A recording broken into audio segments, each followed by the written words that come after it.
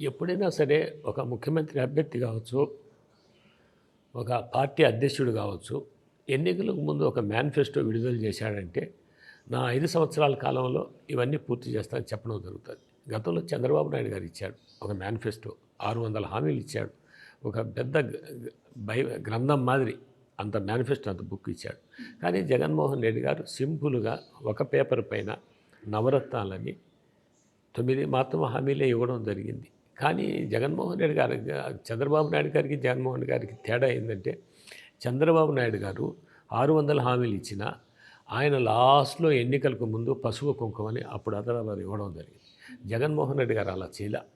ఆయన ముఖ్యమంత్రి గారు అయిన నాటి నుంచి కూడా నేను ఇచ్చిన హామీలన్నీ పూర్తి చేయాలా అనే ఒక దృక్పథంతో, ఒక ఆలోచనతో ఈ రాష్ట్రానికి ఎన్ని ఆర్థిక ఇబ్బందులున్నా, ఎన్ని రాష్ట్రం విడిపోయింది ఆ ఇబ్బందులున్నా కూడా ఆ హామీలపైనే దృష్టి పెట్టాడు. దాదాపు 100కు 100% 2 సంవత్సరాల లోపలనే కూడా అన్ని హామీలు పూర్తి చేయడం జరిగింది. అదొక నమ్మకం ప్రజలకు కూడా.